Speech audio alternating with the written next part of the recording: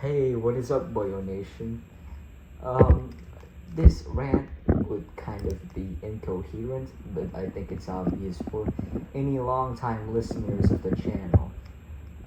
Um, I have some videos coming up that I just wanted to talk about, but maybe, I decided to make this one first because this one will be 15 minutes long.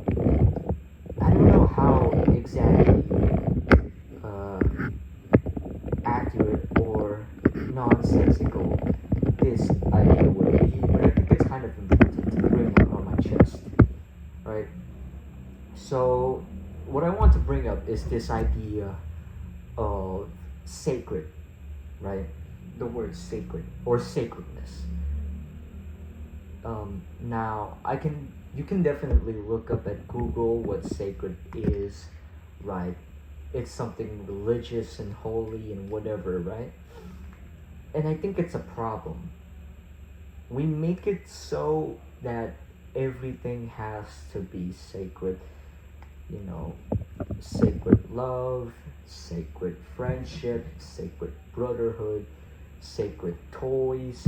It can be anything that you regard so highly. Why I think this is a problem? Um, because it could be something that paradoxically only inevitably ends up being worse than its normal state. So there's a state of normal, not like normie, but a state of balance and harmony. But then, sort of like pushing over something like the XY chart. I could draw about it, but no, it's just gonna be quick. Um, you push too hard, sort of like Icarus, metaphorically, mythologically speaking. You go too close to the sun, and then you fall off, and then you die. It's supposed to represent how, like heaven and hell. You try too hard, and then you fall down. And I could bring up some mythological and religious examples here, like the Bible, Lucifer trying to be God himself, and then he ended up being worse than an angel. He becomes a devil, right? Or Eve, lured again. Lucifer never fucking learned, and then Eve took the apple, tried to become something she's not, and then boom, it's over, right? Or if we can get a little more wacky, and this is my personal favorite, not in the act, but what it symbolically represents. I forgot the name of it, but in Gnosticism, the Pistis Sophia, right? And then there's Sophia, the one some of you know her as the mother of Yaldabaoth. She gave birth to Yaldabaoth with what we consider the demiurge, the creator of the material realm, or the ruler of the material realm.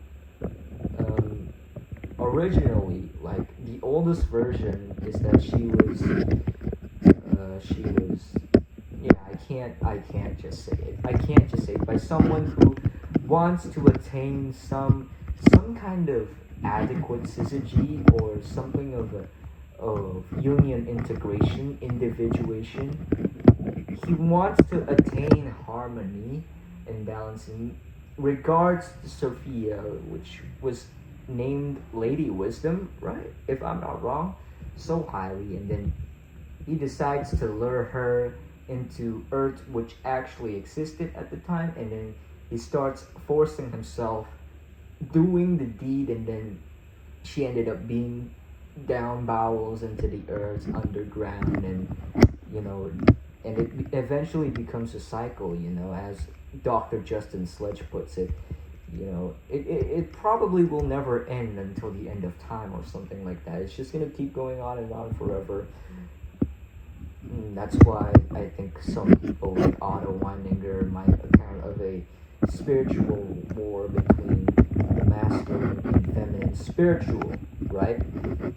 As in, it's more of the fact that there's disruption, there's a sense of loss of security, and not like, oh, you're insecure when you're fighting an argument, but more of a body mind disorientation, right?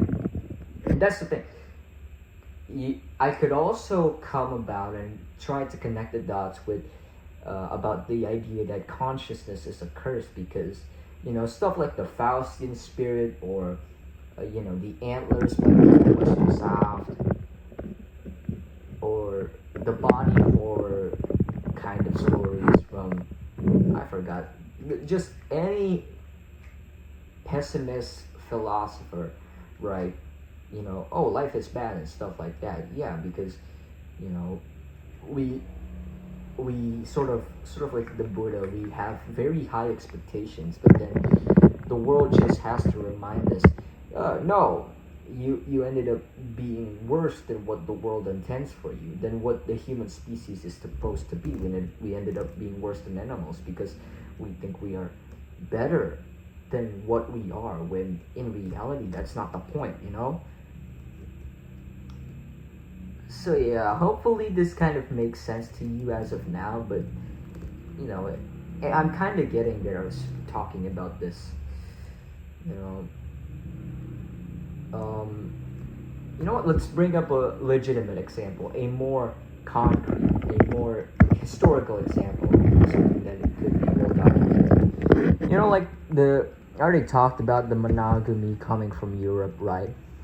And the advent of chivalry. Now, personally, chivalry, the OG version of chivalry, it's good. Knights don't become brutes, right? I'm not sure when knights before their codex was established, do their victims enjoy it or not. I can't tell that. I'm not the person to tell that. I could bring up evolutionary reasons as to why they won't like it, because that seems like a very disgusting current narrative, sort of like the current trend of neck choking and Justin Timberlake's sexy back, right? I could bring it up that, but again, that's up to you to decide whether or not the victims, like the supposed knights, being that brutish, sort of like Griffith from Berserk. I'm gonna put him up later. But like, once chivalry was established, there was a time when it was good. There was order, there was less chaos, but then it integrated into society, right?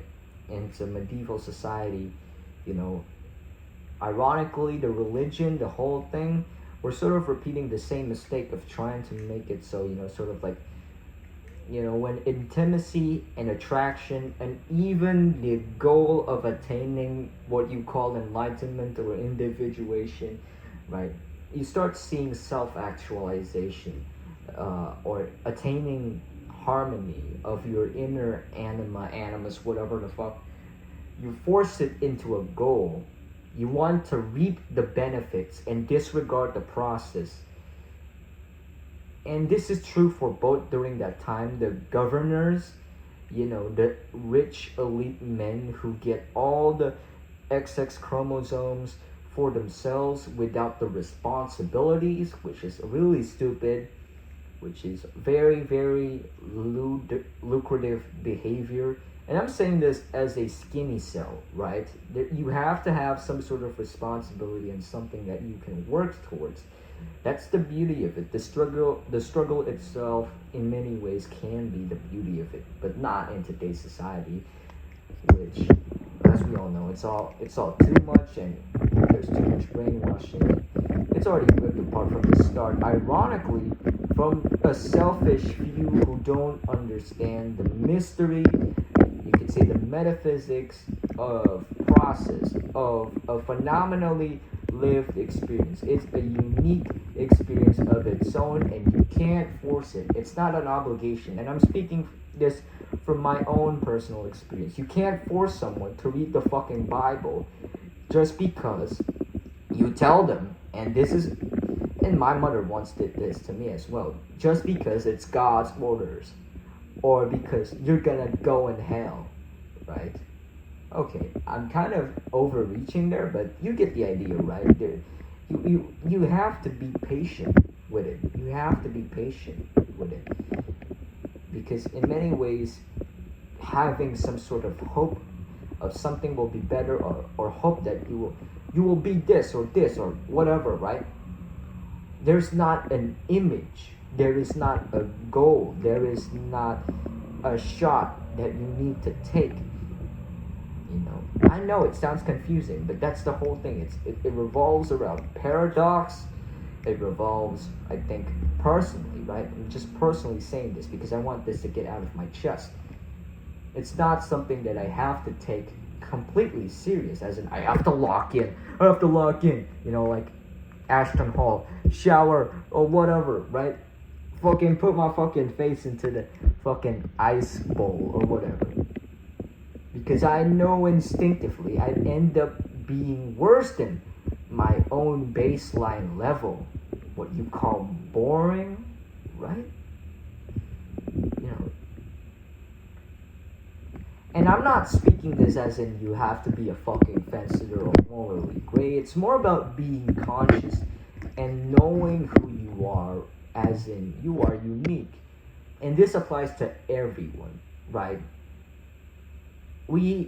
I have to make it so that the body and soul, the mind, body, soul, or spirit, or whatever, are inseparable, as in me, because we've seen it in the past, trying to make it so as the soul, my soul, right, attaining my soul into heaven, only to end up getting worse, only to end up, you failed, and then what happens? You end up being worse. You become science instead of science or whatever, right? Because this works for both religion and atheism. Atheists are pious people. Another quote by Max Stirner. Ironically, a lot of people are very critical with the theory of evolution, and they're not against honest scientists and proper research. They're against the false narrative surrounding it, and we see it now. The science, maybe it disrespects the original model from Charles Darwin or whatever, right? And his theory of evolution for their own individualistic needs. There's a bunch of videos about it. So yeah, my idea of disregarding sacredness, disregarding ideals, which eventually become a spook, they don't deny the importance of those stuff in the human experience, but they just don't encapsulate everything about what makes you human. Same thing with Jungian archetypes. You have to focus not on what is clear, right? In the case of archetypes, on the behavior, but what you observe internally, what this entangles you internally. They're signals. They're signals of nature. They're hints that you should take notice on. And it doesn't always get you anywhere, but maybe it shouldn't. Maybe some things are meant to be left as a mystery. And I'm not in the blue pill sense. The blue pill sense, the low time preference ideal just would end up being a doom or blackpill or whatever. And, in worst cases, your inkwell rage gets misdirected, right? Okay, I can't move beyond the 15-minute mark, but I hope you understand what I'm trying to say here, because I feel like this is an important message, because the world, it's like the quote that I heavily agree upon, life is not a problem to be solved, but a reality to be experienced, and the consciousness and stuff like that. So yeah, I can talk about this, and fortunately I don't have to go beyond the 15-minute mark. Hope you guys enjoy. Buddy boyos, what is up, boyo nation? Cheers and cauliflower ears. Oh yeah, Griffith, yeah, he was good friends with Guts, but he regarded Guts so highly that when Guts decided to leave the band of the Hawks, he just sort of had an internal crash out.